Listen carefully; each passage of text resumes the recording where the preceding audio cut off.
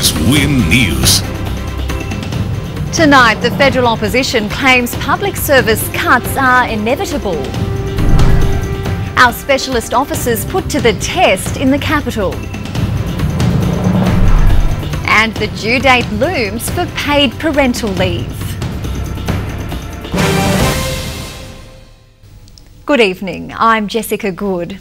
Local Liberal Senator Gary Humphries has found himself in an awkward political situation after the Shadow Treasurer Joe Hockey promised to cut the public service.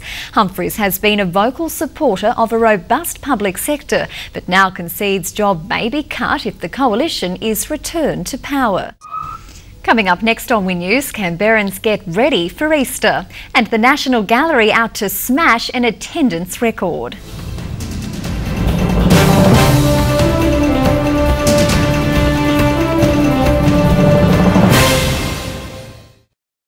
The National Gallery of Australia is expecting its 400,000th visitor to masterpieces from Paris this weekend. It's well in excess of the previous attendance record of 240,000 set by its Rubens exhibition back in 1992.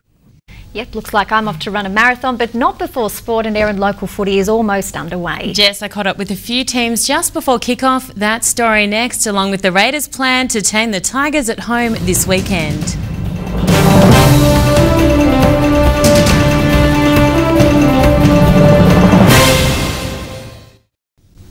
The Raiders say they have a plan to shut down dangerous West winger Lottie Takiri. Some of the Green Machines players spent today with a real tiger ahead of the all-important clash at Canberra Stadium this Sunday.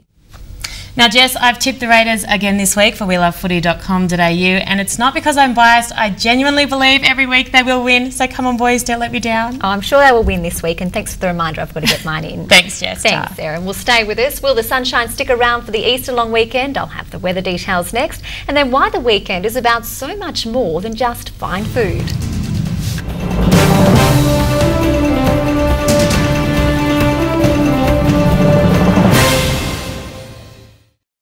A fine and mostly sunny day to kick off April in the capital. After 7 degrees overnight, the mercury climbed to 23 amid the variable winds. Right now at the Canberra airport, it's 19 and still fine outdoors.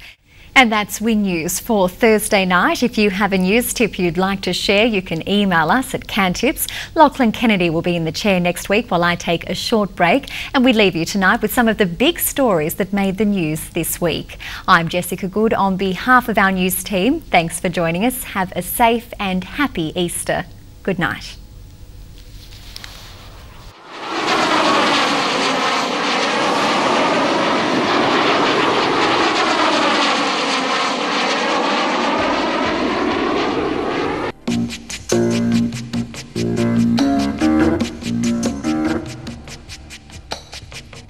Thanks, folks. Everyone ready to rock and roll up there? That it's all just a little bit of history repeating.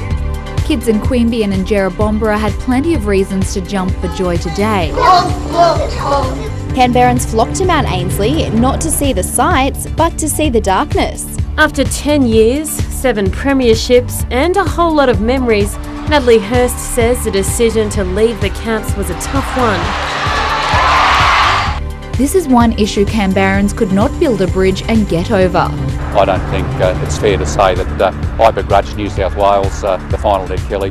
The ACT branch of the RSL is encouraging more young veterans to take part in the march this year. Police are investigating an alleged rampage at Gold Creek School by 2 juveniles yesterday morning.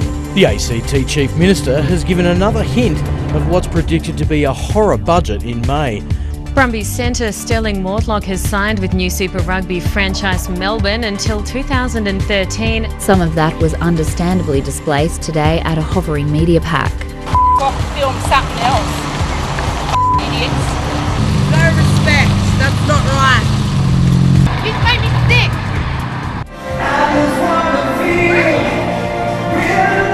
Led by the children he worshipped, Scott Opola's casket was carried out of today's service.